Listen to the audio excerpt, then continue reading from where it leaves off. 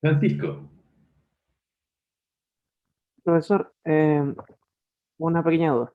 muy La bien. predicación la definimos antes como decir algo sobre alguien, pero después dijimos lo mismo del adjetivo. Claro que el adjetivo no lo hace por sí solo. Entonces, ¿cómo podría definir la predicación de manera más exacta para no confundirlo ahí con el adjetivo? Como para hacer la distinción teórica más clara. Claro, tienes razón. Claro, para que ocurra el acto de predicación necesitamos en realidad de dos componentes. Uno es que sepamos de quién estamos hablando, es decir, que hay una cierta información sobre un referente y que digamos algo sobre esa entidad. Lo que sucede con el adjetivo es que solamente otorga la segunda parte, es decir, solamente nos sirve para decir algo sobre alguien, pero si no hemos dado lingüísticamente o en la situación de comunicación no está ominosamente presente esa entidad, la comunicación no se produce, no se da el acto de predicación. De otra con un ejemplo, si yo digo, no sé, mm, flaco, por ejemplo, o amarillo, o rugoso, no sé, por decir algunos adjetivos, y no he nombrado antes, en algún momento, a qué me estoy refiriendo con esto, por ejemplo, un cartón, oye, ese cartón es muy rugoso, la predicación no se va a cumplir porque no voy a estar transmitiendo sobre qué estoy predicando esa condición de rugosidad, o de flaco, o de celeste, o lo que sea, ¿no? Entonces el adjetivo solamente sirve para expresar una parte de la predicación que es lo que podríamos llamar con toda propiedad lo que se predica, el predicado. Pero nos falta la otra, que es el referente. El sustantivo, por otra parte, como, por ahora, como no hemos estudiado estas clases, las vemos de manera más o menos intuitiva. Los sustantivos, por otra parte, solo sirven para la primera parte del acto de predicación, que es nombrar una entidad de la que yo quiero decir algo. Por ejemplo, caballo, cartón, eh, casa, ¿cierto? Etcétera. Pero por sí misma no ejecutan un acto de predicación, no funcionan como un acto de predicación porque les falta la otra parte, es decir, ¿qué voy a decir sobre esa entidad? ¿Mm? Solamente cuando junto un sustantivo y un adjetivo, por ejemplo, ya que uno tiene la función de referir y el otro de dar de establecer un predicado con respecto a esa referencia, se cumple el acto de predicación, ¿cierto? Un cartón rugoso, por ejemplo. Pero entonces ahí necesito una combinación de más de una palabra. Lo que tiene de especial el verbo, y como eso, y en eso es lo que habíamos destacado tanto, es que por sí misma otorga las dos partes del acto de la predicación, ¿no? Señala en la terminación verbal, en la desinencia verbal, la persona de la que estamos hablando, y por lo tanto eso se le llama la persona gramatical, y en la parte de la raíz verbal se señala lo que decimos de esa persona. Entonces, siempre que tengamos un verbo, o sea, cayó, por ejemplo, o caí, sabemos que estamos informando de las dos cosas. ¿De quién estamos hablando? En caí, por ejemplo, de mí mismo, de un yo que está transmitido en la desinencia verbal, y digo de mí que la idea de caer, ¿no? Que está presente en la raíz. Eso, entonces el adjetivo sirve solamente para predicar, es decir, se establece solamente como un predicado, pero solamente lo hace cuando hemos nombrado de alguna forma a ese referente del que se predica, no lo hace por sí misma. Sirve entonces como un predicado, pero solamente cuando hemos nombrado un referente. Eso, Francisco, no sé si te queda más claro ahora. Sí, ahí sí. Muchas gracias. ¿Y al resto les queda más claro también esa explicación? Muy bien, la veo sentir entusiastamente. Gracias, Constanza. Súper. Y ya que ya son las 10:09, comencemos con nuestra sesión. Voy a hacer una innovación tecnológica. Vamos a pasar a ver si me funciona, a una pizarrita virtual. A ver si esto funciona. Ah, ahí.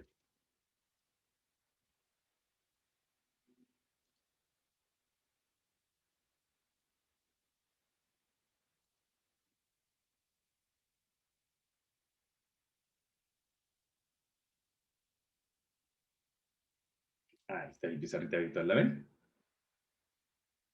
Sí, ah, es súper. Miren, miren qué tecnología, ¿eh? Voy a aprovechar de abrir el chat para no perderme de nada. Bueno, a propósito entonces de la pregunta de Francisco, ¿no? Estábamos inmersos en la idea de la predicación, ¿no? Ese es el tema del que estamos hablando. Mi lapicito no funciona.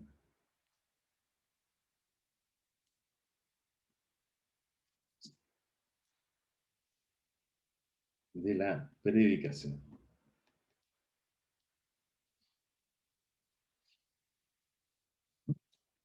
Y como veíamos recién, una predicación se da siempre que yo, mediante un acto de habla, comunico algo sobre el mundo.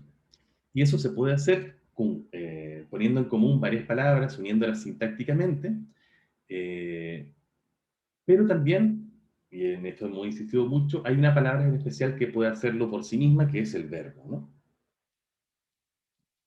Y por eso cuando tenemos un acto de predicación que vamos a analizar sintácticamente, que se ha materializado sintácticamente, a lo que llamamos cláusula, el verbo se configura como su parte central, como su elemento central. Y eso lo hemos denominado el núcleo de la cláusula. Y los otros elementos, los otros constituyentes que están relacionados con el verbo, sintácticamente en esa cláusula, los otros constituyentes, han sido denominados, así los denominamos al menos en la clase pasada, los modificadores. ¿Bien? Perdón por mi letra, ¿eh? Voy a tratar de hacerlo un poquito más claro. Eh, eh, y nosotros definimos,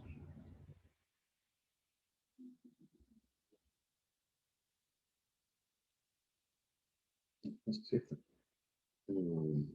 ah, ahí sí. Y nosotros definimos también la idea de núcleo y de modificadores. Recuérdenme, por favor, cómo definimos estas nociones. ¿Qué es un núcleo? ¿Qué rasgos tiene una palabra para ser un núcleo?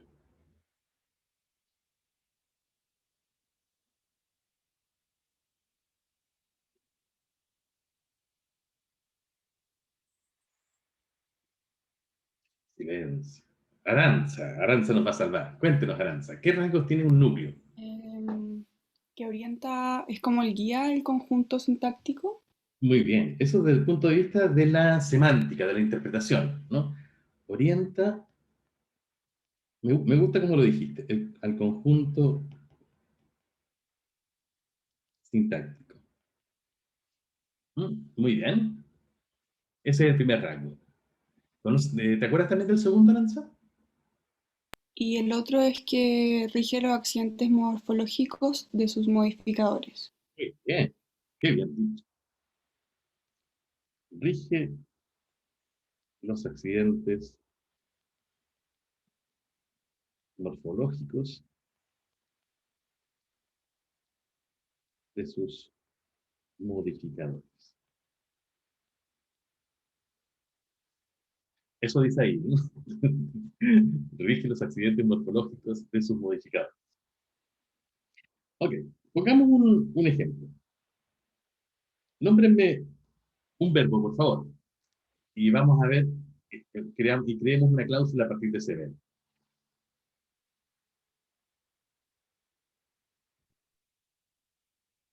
Estallaste. Estallaste, muy bien.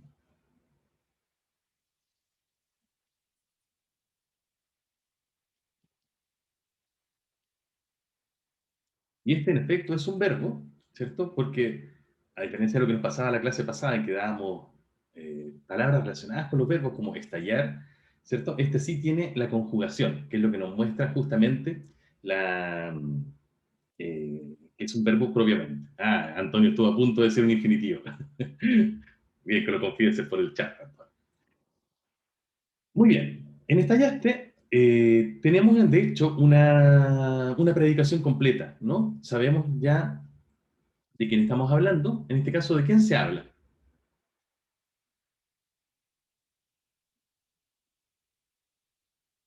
En una expresión como estallaste.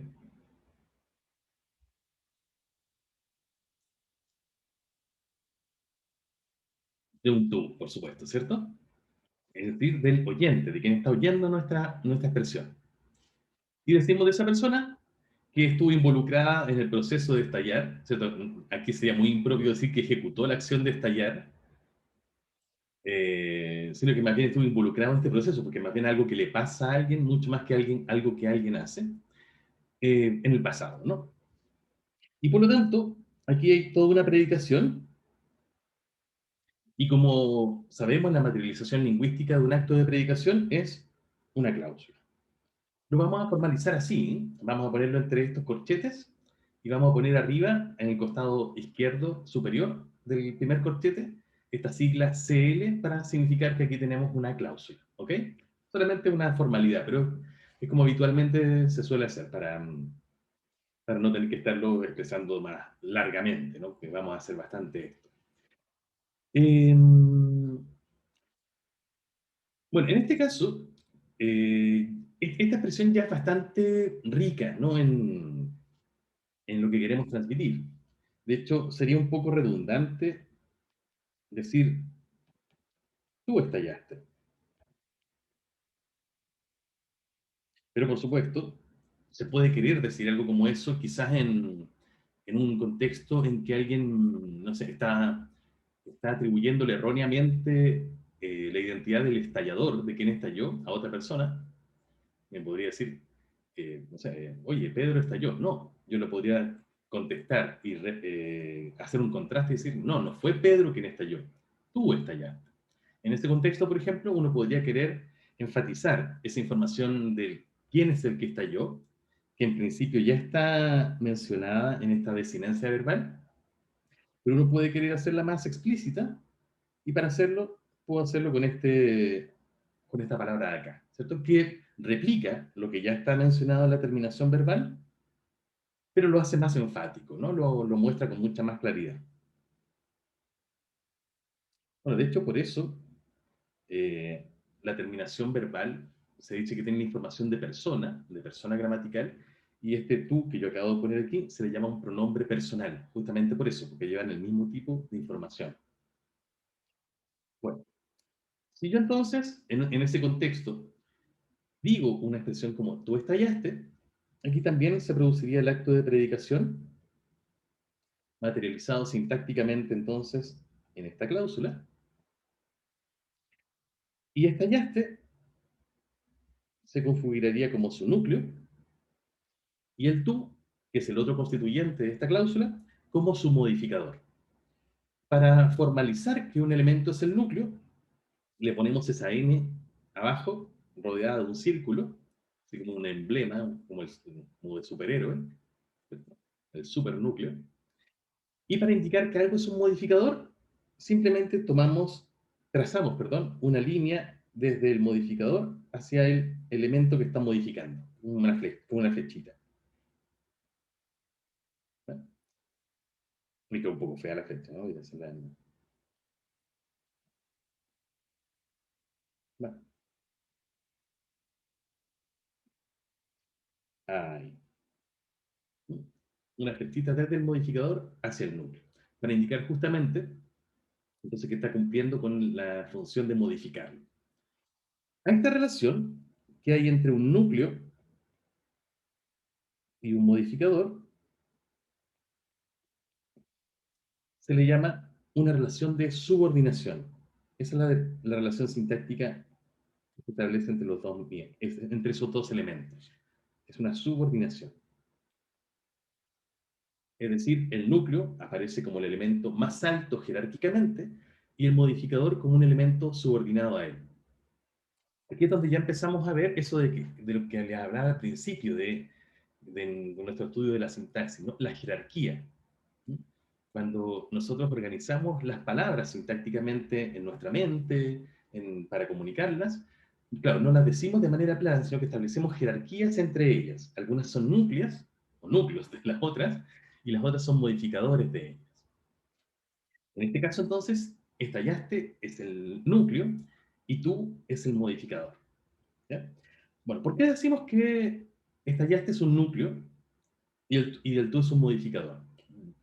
Para que podamos decir eso con propiedad, tenemos que, como lo decía Aranza de recién, poder evidenciar, poder testimoniar que este núcleo está cumpliendo con estos dos rasgos de los que hablábamos recién. Primero, que oriente el conjunto sintáctico, es decir, que oriente la interpretación del conjunto completo. Eh, ¿Cómo podemos ver esto? Hay dos formas de abordarlo, hay dos perspectivas que nos indican esta idea de que el verbo, en este caso, el núcleo, es el que orienta el conjunto sintáctico en términos de su interpretación. Lo primero es ver que el modificador, que en este caso es un tú, ¿cierto? La palabra tú,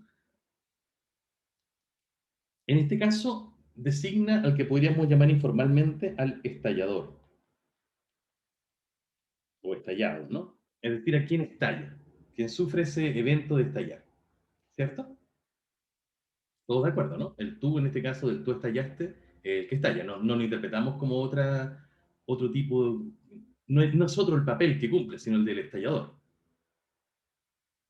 Bueno, eso es bien evidente, ¿no? Pero un tú, es decir, un oyente, que es una persona real en el mundo, o el representante más bien de una persona real en el mundo, la palabra que lo representa, no solamente puede ser alguien que estalla. ¿Qué otro papel, digamos, en el mundo puede desempeñar un tú, la persona que me oye? La verdad es que son papeles indefinidos, ¿no? Una gran cantidad de papeles. Por ejemplo, si yo le digo a una persona, tú te levantaste hoy de mal humor, ese tú no es no es un estallador, sería más bien un levantador o un levantado, ¿no? Si le digo a alguien, tú comiste mucha noche, ese tú es un comedor o algo por el estilo, ¿no? O si le digo a alguien, tú corres muy rápido, ese alguien es un corredor. Y si le digo a alguien, tú defenestraste al gato por la ventana, bueno, es un poco, es un poco reiterativo, ¿no? Como era el verbo que nos daba Antonio en la clase pasada, tú defenestraste al gato, ese tú es un defenestrador.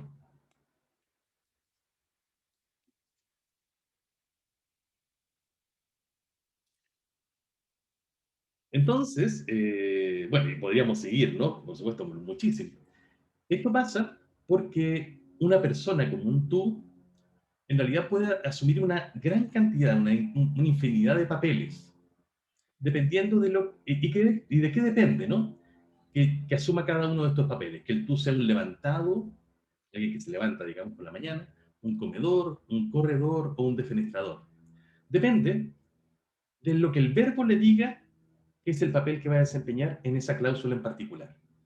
Así entonces, si yo digo, tú te levantaste de mal humor esta mañana, ese tú se tiene que interpretar necesariamente como alguien que se levantó. No se interpreta como alguien que comió, como alguien que corrió, como alguien que estalló, etcétera, sino como alguien que se levantó. Y eso es porque el verbo le está indicando cómo debe interpretarse. Si le digo a alguien, tú corres muy fuerte, ese tú necesariamente se interpreta como el que corre. Si le digo a alguien, tú comiste mucho anoche, ese tú se interpreta como un comedor porque el verbo le está indicando cómo tiene que interpretarse. Es muy evidente, ¿no? Se sigue, ¿no? Entonces, aquí, y en esta cláusula en particular que estamos analizando, tú estallaste, que tú se interpreta como un estallador, aquel que sufre el proceso de estallar, porque es el verbo el que le está indicando, ¿no? Cómo tiene que ser interpretado, cuál es el papel que está desempeñando en esta frase, en esta expresión. Es como si la cláusula fuera un pequeño guión teatral y el núcleo, el verbal, fuera el director, ¿no? Que le dijera a sus modificadores qué papel es el que tienen que desempeñar. Esa es la primera perspectiva desde la que uno puede ver que el núcleo, en una cláusula como tú estallaste, orienta al conjunto sintáctico. Es decir, le dice, la primera perspectiva es que le dice a sus modificadores qué papel tienen que asumir. ¿Bien? Entonces, y la segunda condición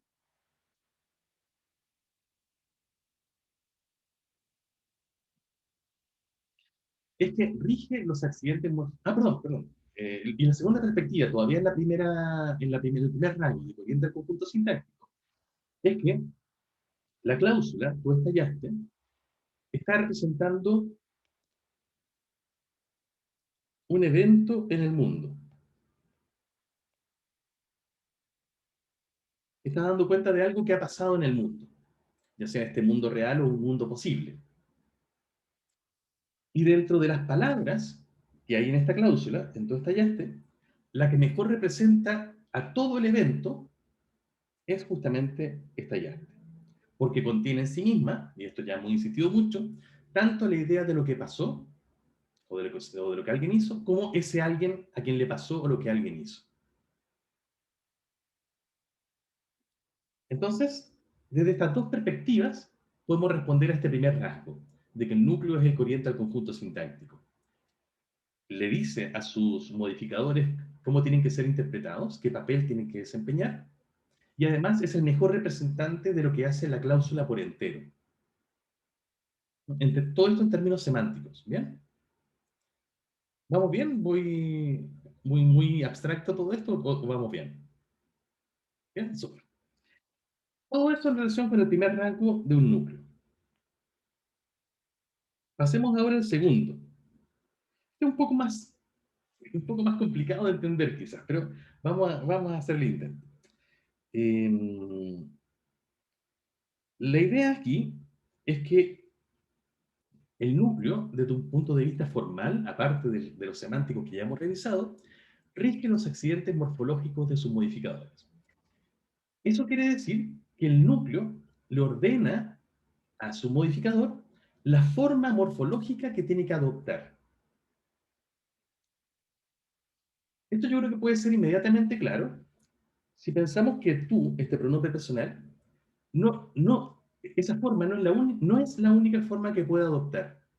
Por ejemplo, un tú también puede aparecer, quiero decir, más bien, mejor dicho, la referencia a la segunda persona, la referencia al oyente, no solamente puede aparecer en la forma de un tú, sino que también puede aparecer, por ejemplo, en la forma te, o también puede aparecer en la forma ti en castellano. Esas tres formas puede adoptar: tú, te y ti. ¿De qué depende que una palabra como esta, tú, que hace referencia a una segunda persona, adopte una forma como tú, como te o como ti? ¿Mm? ¿En qué ocasión ustedes, salgámonos por un ratito de este ejemplo, después vamos a volver a él, del tú estallaste? ¿En qué ocasión ustedes usarían una forma como te para referirnos a un oyente, a la persona que me está oyendo? Puedo decir, te estallé a ti. Sí, igual es un poco rara, ¿eh? Pero entiendo para dónde me gusta, pero sacámonos un poquito del caso del estallar, que yo creo que ahí igual no es tan evidente. Pensemos en otro ejemplo.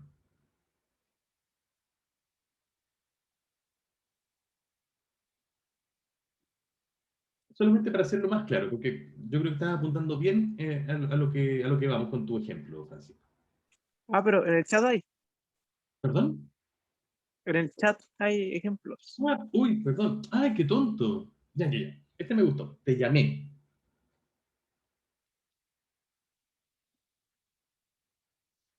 Súper. En te llamé, en efecto, hay una referencia al oyente, ¿cierto? Que es la persona que me está escuchando, pero en este caso no está expresada como un tú, sino que está expresada como un te. De hecho, fíjense que sería rarísimo, sería agramatical, decirle a alguien, tú llamé.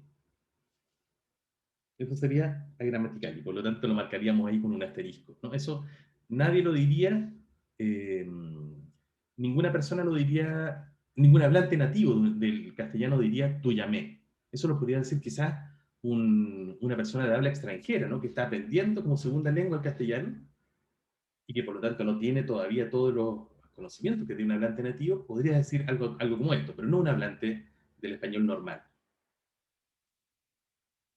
¿Por qué no funciona tú llamé y tiene que ser te llamé? Esta no es una pregunta fácil, pero a ver, ¿qué me pueden decir al respecto? ¿Qué se les ocurre?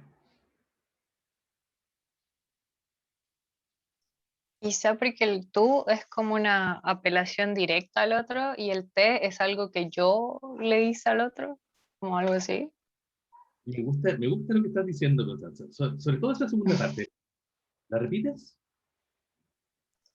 Que el te implica que uno se involucra, que es, uno hace algo al otro. Y, ¿cierto? En te llamé,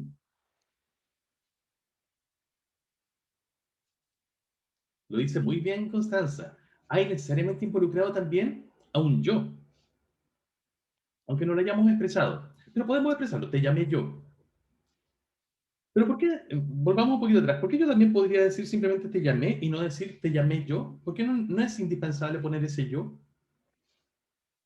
Y sin embargo todos sabemos que estoy hablando de un yo.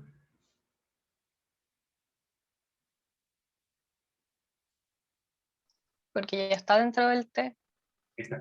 No está dentro del te. Como dice Elisa, está dentro del O llamé, sea, está dentro de la forma verbal. Claro, Antonio ah, también lo dice, ¿no?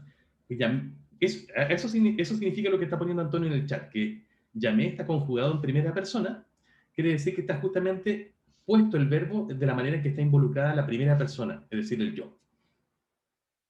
Pero si lo explicitamos y ponemos este yo como una palabra externa, nos damos cuenta que aquí el yo se configura como el llamador y el te tiene que entenderse como a quien se llama, es decir, el llamado.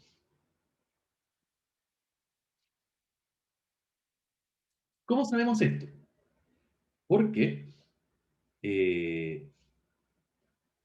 este yo, que aquí aparece, el llamador, es la misma información que aparece en la desinencia del verbo. Cuando existe esa coincidencia entre esta palabra, ese yo, y la información que está en la desinencia del verbo, se dice que hay una relación que llamamos concordancia.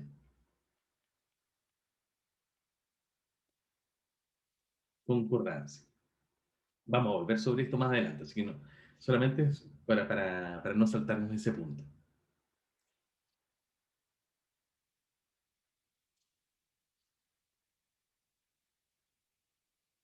Y si ustedes recuerdan, habíamos dicho que, que un verbo servía ya como el acto esencial de predicación, porque nos informaba de algo que ocurría en el mundo, ¿cierto? De algo que pasaba en el mundo y de quién estábamos diciendo ese algo.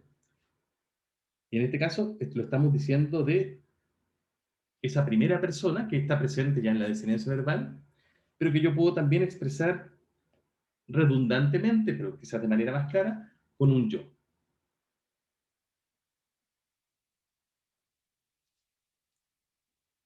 Con eso en realidad ya bastaría para establecer una predicación. Llamé o yo llamé.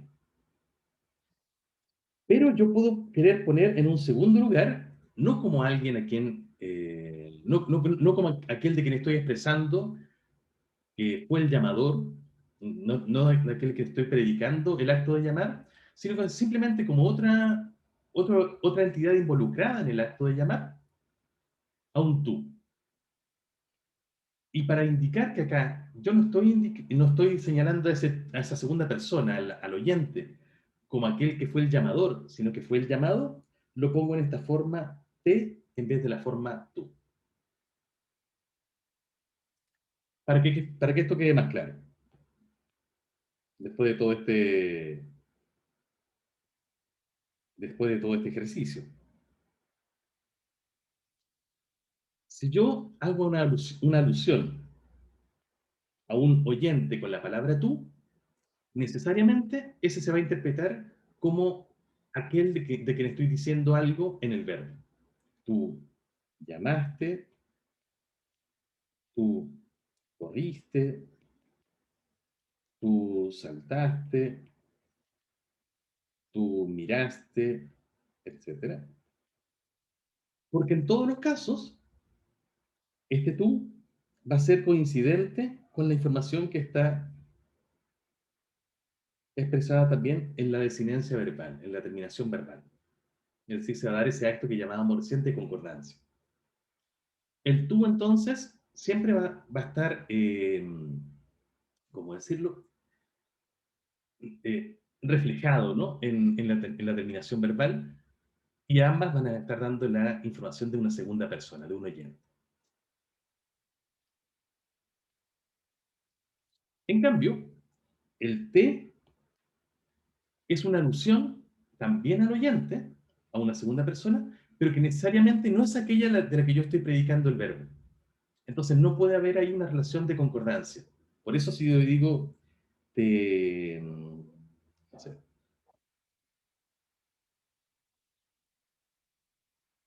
por ejemplo, si digo, mira qué interesante lo que podemos poner acá. Te llamaste. La verdad es que ahí no estamos entendiendo al te como el llamador, sino que estamos entendiéndolo como el objeto llamado, pero se interpreta esta oración como si fuera una especie de oración refleja, como que lo hizo para ella misma, a esa misma persona, como que esa persona fue el llamador y el llamado a la vez. Y eso es porque, de hecho, nos haría falta aquí un tú. Ahí pueden aparecer las dos formas. El tú, que representa el llamador, y el te, que representa el llamado. Para no confundirnos con esto. Si tengo un te, entonces, yo puedo tener un verbo conjugado de cualquier otra forma. Por ejemplo, vimos, en que la terminación verbal del verbo ver acá no está expresando a un oyente, sino que está hablando de un nosotros.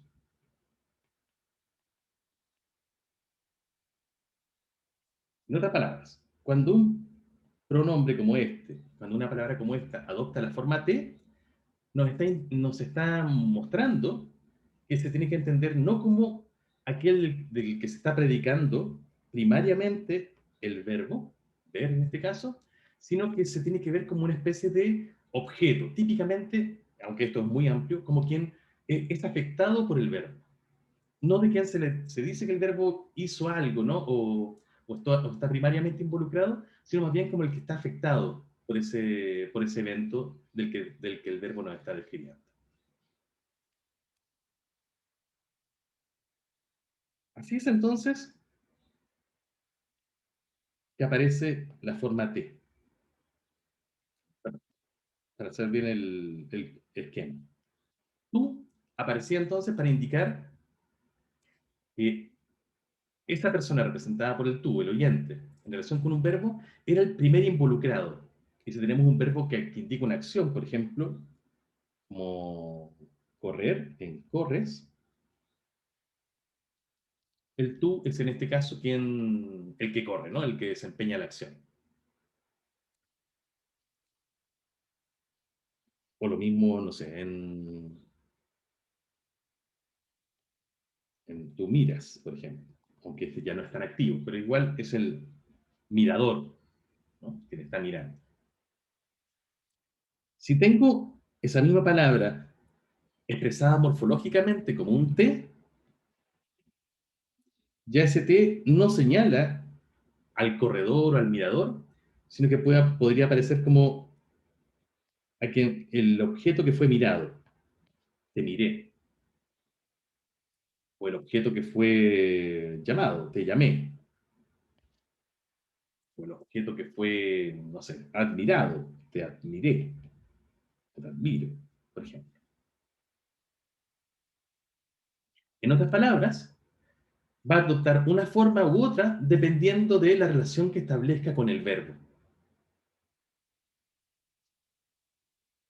Entonces, un tú adopta esa forma, por ejemplo, en tú saliste, para indicar que en relación con el verbo expresado ahí, saliste, es el primer involucrado, ¿no? En ese evento. ¿De quién se está hablando? Que salió. Esa es la noción que después vamos a configurar técnicamente como el sujeto de una cláusula. Y adopta la forma T, como en te miré, para indicar que no es el primer involucrado, ya que en este caso el mirador es un yo, que está expresado en la designancia verbal, sino para expresar que es, de alguna forma, el afectado por este evento de mirar. En otras palabras, el verbo le está indicando a esa información de segunda persona qué forma tiene que adoptar para que sea interpretado de una manera o de otra.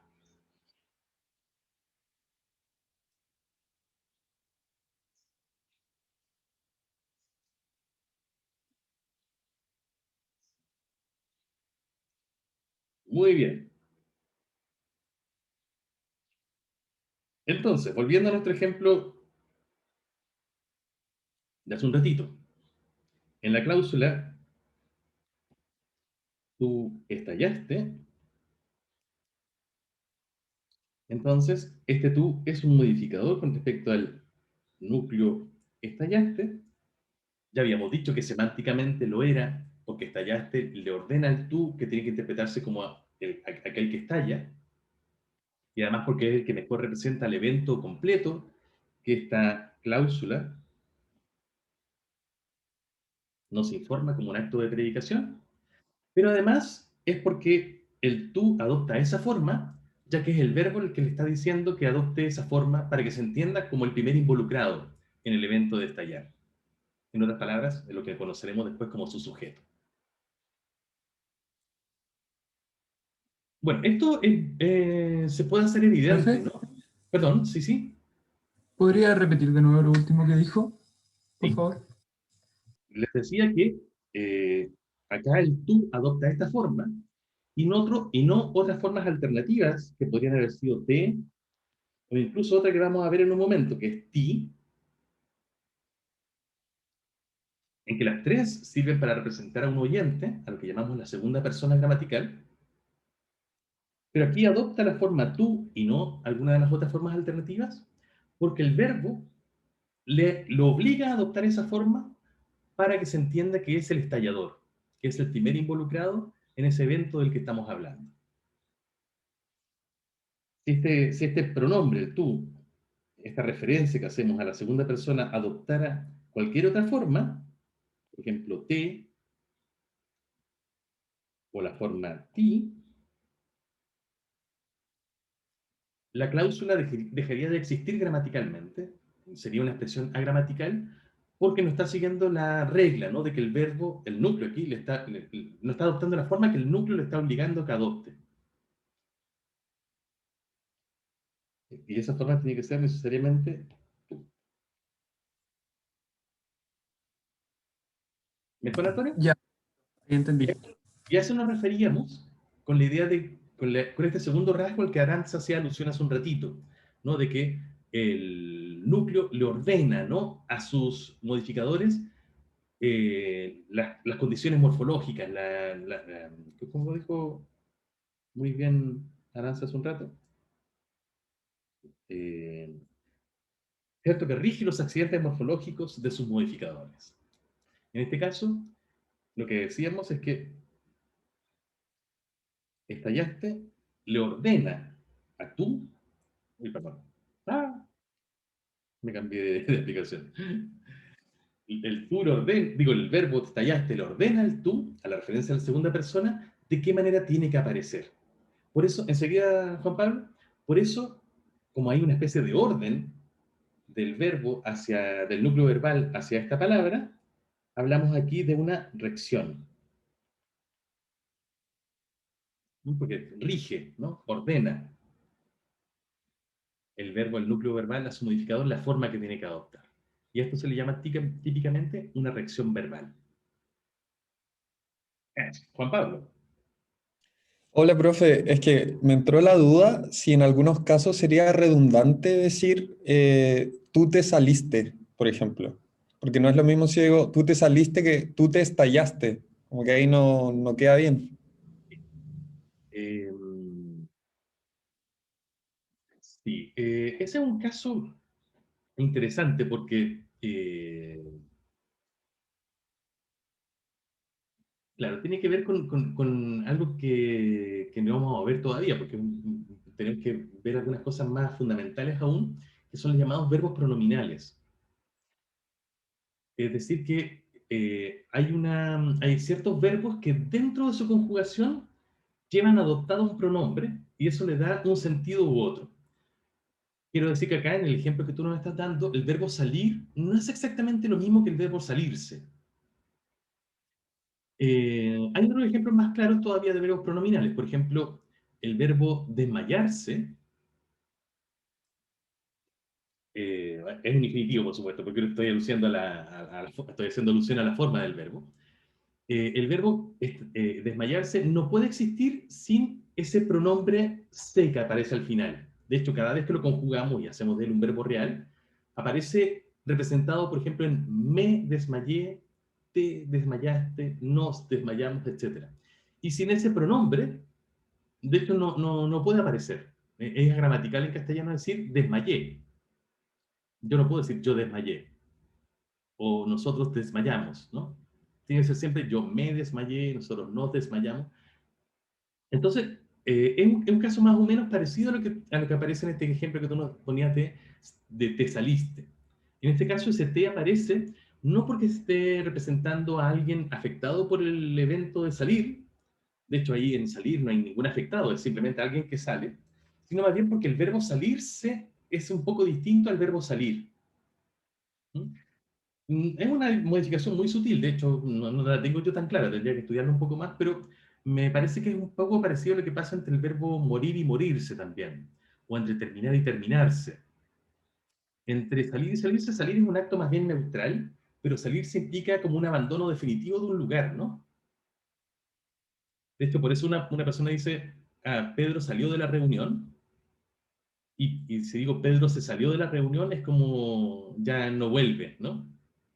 Por eso lo usamos como Pedro se salió de un grupo. ¿Cierto? Cuando una persona abandona, por ejemplo, un grupo de WhatsApp, no decimos salió, sino que decimos se salió. Claro, estaba pensando en el mismo ejemplo. Sí. Entonces, claro, ahí ese T que aparece en tú te saliste, no es exactamente el mismo T del que estamos hablando acá, es un poquito distinto. Por eso no es exactamente redundante. Pero el que sí sería redundante es el tú, porque ya basta con decir te saliste para que entendamos que claramente hay una alusión a esa segunda persona. Y por eso solamente usamos ese tú cuando queremos ser muy enfáticos, ¿no? Tú y no otra persona te saliste del grupo de WhatsApp. Ya, perfecto, profe. Muchas gracias. Y hay ¿Ya? una pregunta del compañero Francisco en el chat. Francisco, si la veo al tiro, se dice que la segunda persona puede adoptar las formas tú, te o ti. Acá lo llamaremos segunda persona. Claro, Francisco, en los tres casos es una alusión a la segunda persona. Porque bueno, aquí nos estamos adelantando también porque no hemos visto la idea de los pronombres personales, pero la idea es que la segunda persona es toda aquella manifestación lingüística que haga referencia al oyente. Y con tú hacemos una referencia al oyente como alguien, por ejemplo, en tú corres muy fuerte, como alguien que corre muy fuerte. En te vi como alguien que fue el objeto visto. Y en te di este regalo a ti como quien recibe un regalo, ¿no? En los tres casos, ya sea tú, te o ti, está haciendo referencia al oyente. Así que en todos los casos son referencias a una segunda persona. Súper. Eh, Les decía que en el caso de los pronombres, uno puede ver esto con claridad en el español, porque en el español efectivamente los pronombres como tú, te, ti, yo, que tienen la forma también me, mi, o nosotros, que tienen la forma nos, por ejemplo, uno puede ver con claridad que cambian de forma cuando el verbo les indica que deben cumplir una función u otra, que es lo que estábamos viendo hace un ratito. Pero esto no pasa siempre así. Por ejemplo, si yo tengo una expresión, una cláusula como, no sé, mi mamá llamó a mi hermana,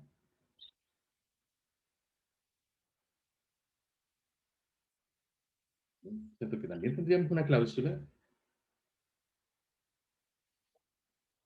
con el núcleo verbal llamó y otros dos constituyentes que son mi mamá y a mi hermana.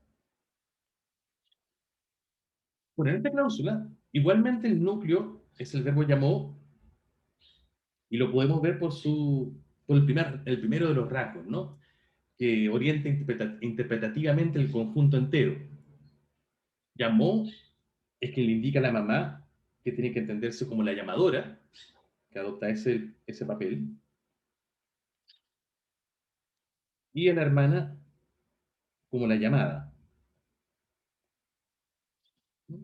Entonces, siguiendo esa metáfora que hicimos hace un ratito, le dice a cada uno de los constituyentes que lo están modificando o que están subordinados a él, cuál es el papel que tienen que adoptar en esta pequeña obra teatral, en este pequeño guión dramático, como si fuera el director. Y además, por supuesto, desde la otra perspectiva semántica de la que hablábamos recién, como la cláusula está representando un evento completo en el mundo, la palabra que mejor representa este evento es llamó, ¿cierto? Por supuesto, de manera mucho más reducida, pero es el mejor representante del evento completo. En este caso, sin embargo, ni mi mamá ni a mi hermana sufren en realidad cambios morfológicos que dependan de la función que el verbo le esté diciendo que adopten. Es decir, mi mamá, independientemente de que aparezca aquí como la llamadora o la hermana como la llamada, siempre mantienen la misma forma. De hecho, si yo quiero invertir esta expresión y decir que es la hermana la llamadora y la mamá la llamada, diría algo así como mi mamá. No, estoy diciendo lo mismo, que tonto. Diría algo así como mi hermana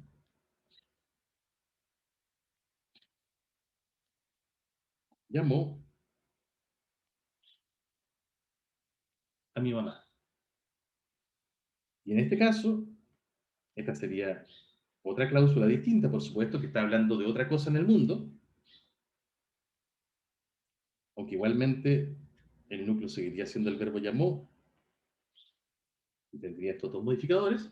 Pero si ustedes se fijan, ahora es la hermana la llamadora y la mamá la llamada, y sin embargo la forma que tienen esas palabras, mamá, hermana, o esa pequeña expresión, mi mamá, mi hermana, es exactamente la misma, independiente de la función que el verbo le esté diciendo en este caso que desempeña. Eso pasa porque en el castellano, y enseguida te doy la palabra, Antonio, en el castellano no todas las palabras tienen flexión morfológica de persona. Es decir, que solamente los pronombres la tienen. Ahí es donde con claridad se ve esto y por eso lo dábamos el ejemplo con el tú, o podríamos haberlo dado también con el yo, que tienen las posibles cambios morfológicos a me o a mí. En otras lenguas, como por ejemplo en latín, que es la lengua, ustedes saben que el latín es la lengua de donde viene el español, que es nuestra lengua madre, todas las palabras, todos los sustantivos, por ejemplo, tienen una forma u otra dependiendo de la función justamente que esté desempeñando y qué es la función que el núcleo verbal le está asignando.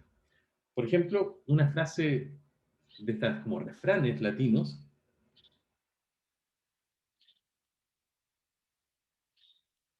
el profesor de latín estaría orgulloso de darles este ejemplo. Este es un refrán latino. Dice, asinus asinum fricat. ¿Lo conocían? ¿No? ¿De nada? No, ¿No? ¿Alguien sabe lo que significa?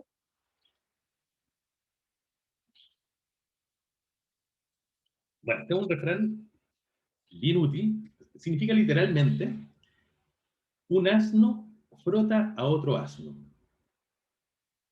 Y esto típicamente se dice de cuando una persona que nosotros menospreciamos porque la consideramos tonta, torpe, etc., alaba a otra, que también consideramos tonta, torpe o alguien que no merece una alabanza, la idea es decir que entre esas personas se felicitan, ¿cierto?, mutuamente. Eso decían los latinos cuando querían dar ese tipo de ideas.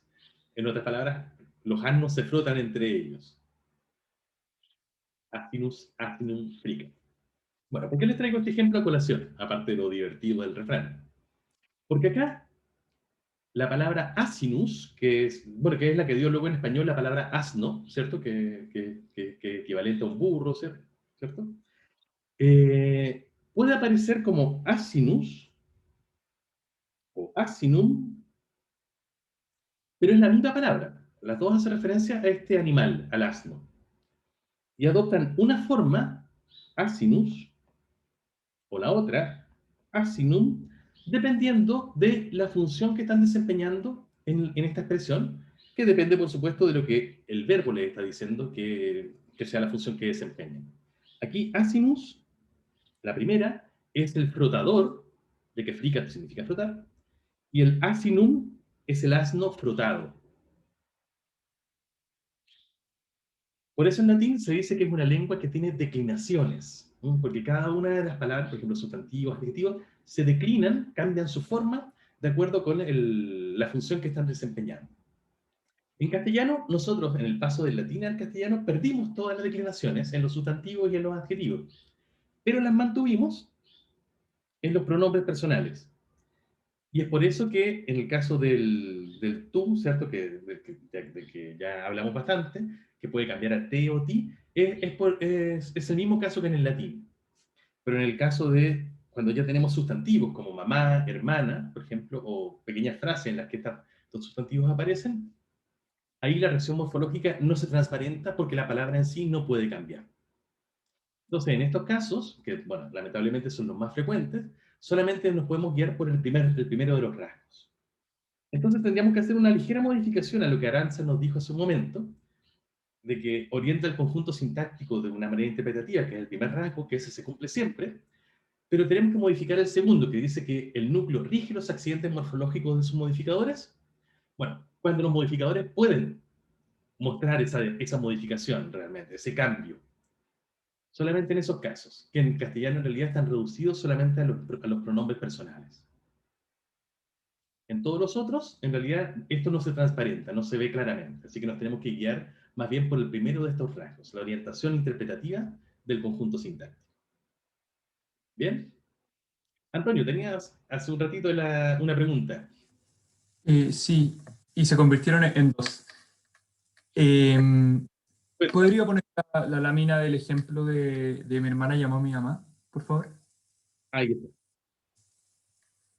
Si es que le agregásemos un sustantivo a mi hermana, por ejemplo, decir mi simpática hermana, Un adjetivo. ese o sea, perdón, adjetivo.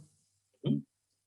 Ese adjetivo en mi simpática hermana podría estar en masculino o en femenino y tiene que adecuarse al sustantivo. Entonces, en ese caso, el sustantivo se convierte en un modificador del adjetivo, pese a Ah, que no. qué bien dicho, hombre. Sí, tienes toda la razón. Bueno, aquí te adelantas a lo que vamos a ver ya el lunes, pero súper bien adelantado. Y es que vamos a ver, en efecto, en este constituyente, mi simpática hermana, o cualquiera de nosotros, mi mamá, mi papá, mi hermana, etc., ahí también se dan relaciones entre núcleo y modificadores.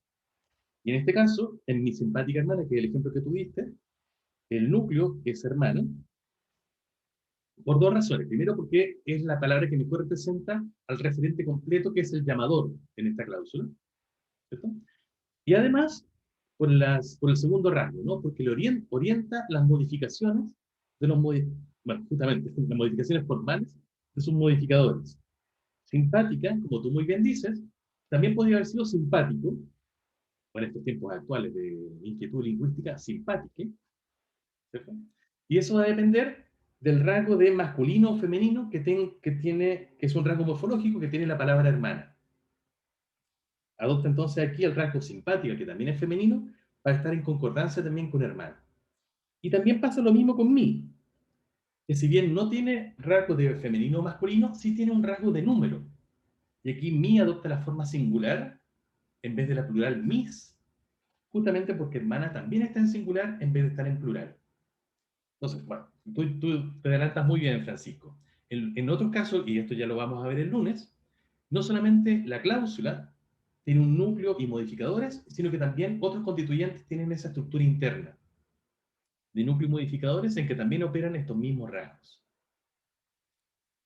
¿Perdón? Antonio, disculpe.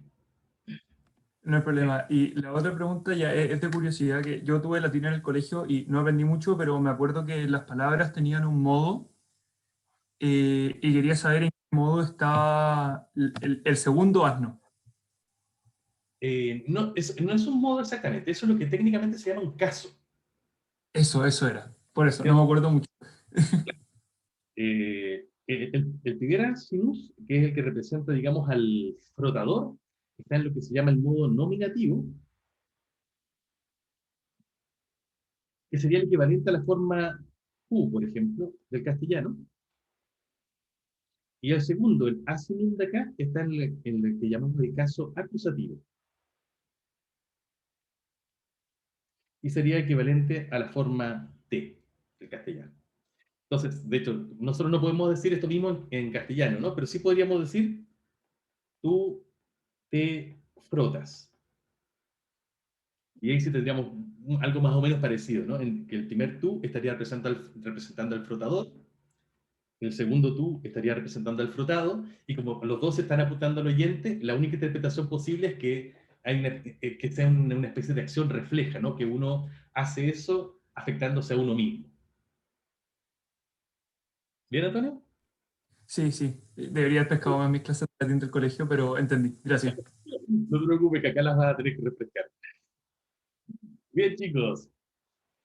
Repasamos entonces en esta clase la idea y profundizamos, ¿no? En la idea de estos dos RAS que configuran que algo sea un núcleo y que algo sea un modificador.